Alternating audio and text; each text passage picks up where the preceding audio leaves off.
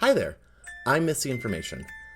On August 1st, I was challenged by Alice Lee of the Bat Month podcast to watch the film Twilight, 4 minutes every day during the entirety of the month. I decided to do it, because who am I to say no to someone on the internet? And thus began Twaugust. Day 4, Episode 4 of Twaugust. I had a realization this morning as I was sitting in my car after getting my morning breakfast sandwich from the local gas station. I was thinking about the opening theme, a variation played on a music box of the popular tune 1,000 Years, which of course comes from the Twilight film Breaking Dawn, Part 1, which we are not covering on this podcast. However, it is the most famous song to come out of Twilight, so I figured it might be appropriate to use for the theme. What I had never really stopped to think about is the implication of the 1,000 years in the titular song. When I made the connection today, having now seen Robert Pattinson appear in minutes 8 through 12, and now as we approach him being a presence in the film from 12 to 16, I am suddenly worried that the 1,000 years that the character singing in the song about has waited in the chorus. I will die every day waiting for you for 1,000 years. I'll love you for 1,000 years implies that Edward is actually going to be 1,000 years old, and I'm not sure I know how to handle this information. But we're going to have to handle it the best way we know how, by clicking that play button and going on with the next part of our Twaugust. Oh boy. We are now queued at minute 12. For those who need a quick reminder, in the last segment, we finished kind of the introduction to the high school here, the cast of characters, and we also introduced Robert Pattinson, aka Edward, into the mix. The pale, pasty mix, the eye contact making and avoiding sensuality was introduced, and I can't wait for more of it. We're going to get a countdown starting here from minute 12. On the boop. 3, 2, 1. Boop. Oh, hard cut to Carver Cafe. Okay.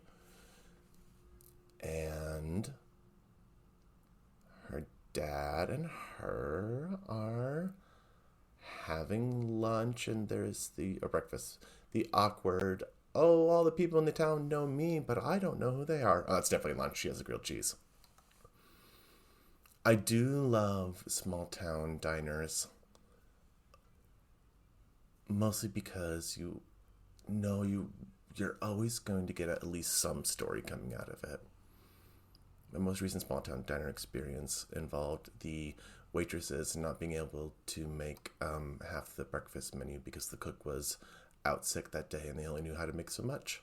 But yet what they made was delicious. Okay. Awkward moment. I'm not sure if the A1 steak sauce that I just saw was product placement or not, but if so, if A1 got in on the Twilight game early, good for them.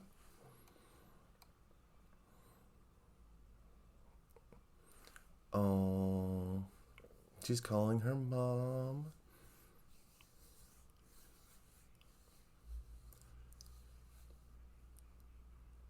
So really, we're just getting the revelation, divorced parents living with dad in Washington. She's about to talk about her classmates and her thoughts. They're all very welcoming. Oh, much angst. You can tell that she's angsty because of the way that she bites her lip or like curls going off. Oh, jeez. Colonize, my God. Wow, so she really did take in that male gaze. Gaze. More pasty townspeople, clearly vampires, pulling up into school.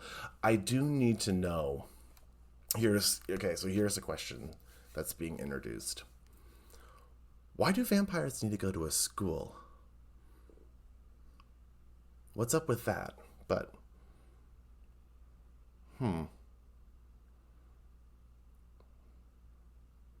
So in our coming of age drama that Twilight actually is, she has the two group of friends, the ones that are real, diverse personalities, quirky, interesting, and these homogenous,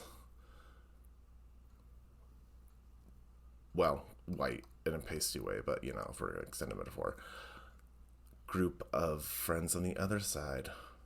Interesting. I wonder what she's going to pick. Now, okay, this is interesting. Now, hard cut again to a construction worker, some sort of factory worker, running through a sawmill plant place, being cornered by, again, what are clearly vampires, just passing minute 15, and only a minute left. My gosh. Whoa, that's a very nice matte painting. Okay, so the vampires were chasing this guy. I'm assuming he's their freshest meat, but that was such a short cut with no actual kill in it. I don't really know what happened. 30 seconds left. Bella is slipping on the ice. I hurt myself severely slipping on ice, so I feel for you, Bella. That is not something you want to mess with. Penguin walk, everyone. Remember, little tiny steps when there's ice. 15 seconds left. And so he's a security guard that got killed by, quote, some kind of animal. An animal, Bella says. An animal indeed. At 16 minutes, we'll have to stop mid-conversation, and we'll be left with no possible way of knowing what animal killed that security guard. No way at all.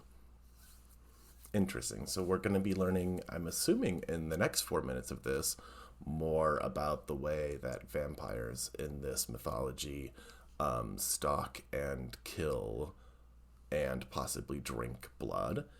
I know that the vampires in this are not, Dracula. They're not Vlad the Impaler. They sparkle, for one thing. I'm very curious to see what other changes are made in the vampire mythos. That is that. I'm going to leave it here just because I am feeling a little under the weather. I've been having a bit of a coughing fit earlier. No COVID, thankfully. But I'm very surprised that I have not started going into a fit as of right now during these last few minutes that I've been with you. So I'm going to take that as a win, and my body choosing to fight through this to bring you a few quality seconds of entertainment hidden throughout this. Something I've been meaning to just add a stray thought that I had where there's no real good place to put it. But just in the context of how my brain is reaching for any sort of information to plug into my knowledge of Twilight. I did think to myself the other day, I should mention the fact that Twilight was originally fan fiction that was based off the Harry Potter universe, and that I remembered I was shifting a fact ever so slightly how 50 Shades of Grey was originally fanfic of Twilight. And now I'm just trying to picture a universe where the first fact that I stated was true. And gosh, I wish it was. Accio fanfic. Until next time, take care.